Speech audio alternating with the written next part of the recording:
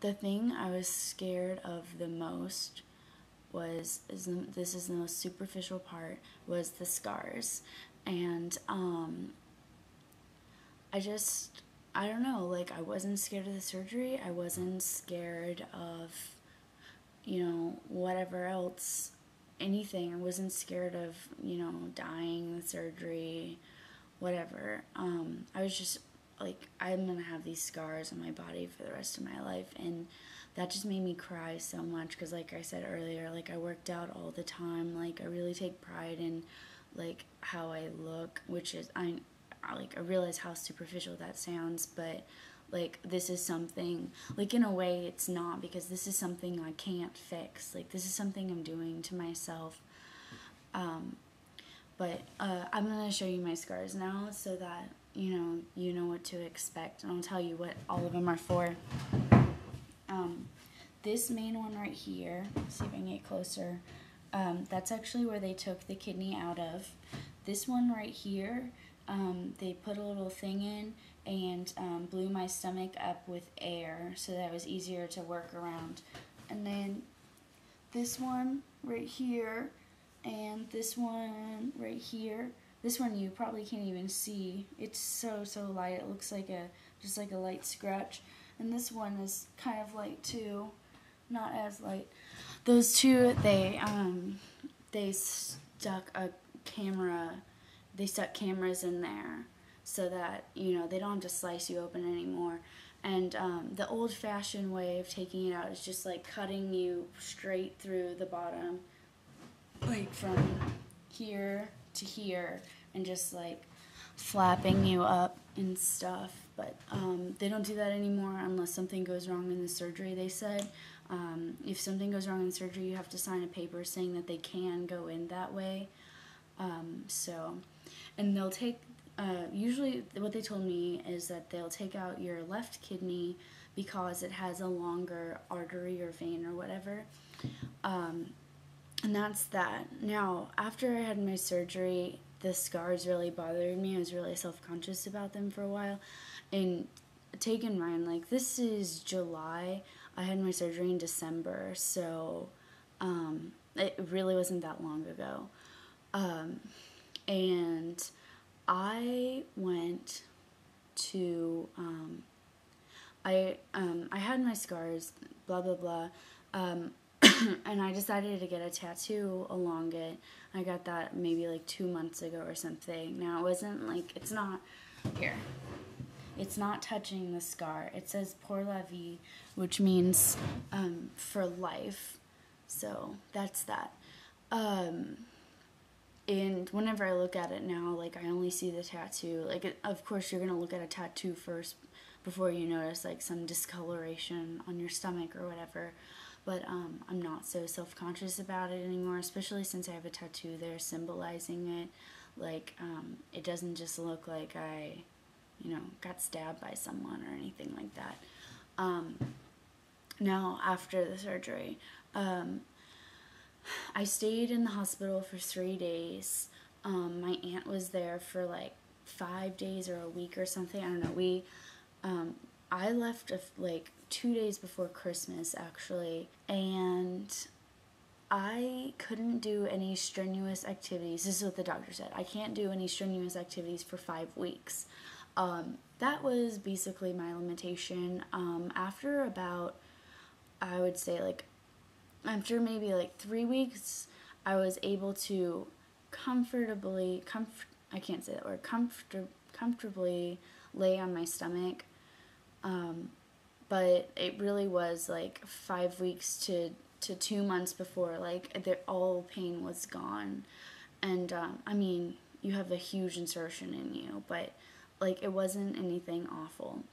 They give you enough pain meds to sleep basically for a year if you wanted.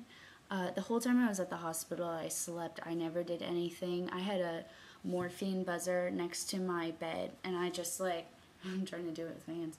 I just clicked it if I woke up and I was in any pain, but they would wake me up every, like, I don't remember, like 2 hours or something, and give me a bunch of meds, and then I'd just go right back to sleep. But yeah, I didn't use the morphine that much. Another thing I forgot to say is when you wake up, you're going to have like a tube up you, just because they're monitoring your kidney function, because, you know, just in case something happens to you too, and like it probably isn't, but you know, they just want to make sure now that you only have one kidney. And then after, I think after the first day I had that taken out, and I tried walking a little bit. It's painful as hell because you can't use your abs. So sitting up and laying down is the most painful thing you're going to do for a while, just because it contracts your abs, and it's right, like that's right where that's right where the scars or the incisions are. After that, I basically went home for a while. I was on Christmas break from school. By the time I went back, I was still in my 5-week period of no strenuous activities. So one of my good friends, Chris, was there to like help me unload my car and stuff. But other than that, I really didn't have any problems like with anything. Just when I moved back into my dorm. The only thing is I really never got back in the swing of working out after that. It's just, I don't know, it's whatever. It's probably my fault. I don't blame it on the kidney donation. In case you were wondering, like, I'm sure if you're watching this still, you're actually thinking about donating, but it's illegal to pay someone for their kidney. So, if you're still watching and you're like, oh, I'm going to go get a bunch of money from it, it's illegal. It's completely voluntary. So, you know, if you're going to do it, it's a great thing. You're saving someone's life. And even if they're on dialysis, I hear that is excruciating pain. So, I mean, I fully support it. Know what you're getting into. The only limitations I have now is I cannot fly a plane in the Air Force. That's the only thing you can't do if you don't have a kidney. You can still drink alcohol, which is the thing that a lot of people are scared of. You can drink as much as you want. You can black out. It's not healthy for anyone. So, and also they said that kidney donators have a longer lifespan than non-donators, just because they tend to keep better health. They tend to stay healthier, just because they know they have more, you know, one less kidney than everyone else. Other than that, there really isn't any limitations for the donor. You go back to a normal lifestyle. Nothing in my life has been hindered at all. I have something cool to talk about on my stomach. I have a new tattoo from it, which I wouldn't have had from before. So if you're into tattoos, there's a reason to get one, which I am. Anyways, that's that. If you have like any questions or anything like that, like, and you just want to ask me something else, like I'm sure I left out like 10 quadrillion things. Like it's a weird thing. I had a lot of questions when I first started the whole process, but message me or leave me a comment or something. I'd be like more than happy to do it. Leave me a video response and I'll just leave you one right back. Yeah, any questions you have, anything like that. It's a weird thing to think about. You know, if you're thinking about doing it, it's a really, really great thing, and I don't know, you should, like, it's a great thing. You'll feel as if you're someone's hero for the rest of your life.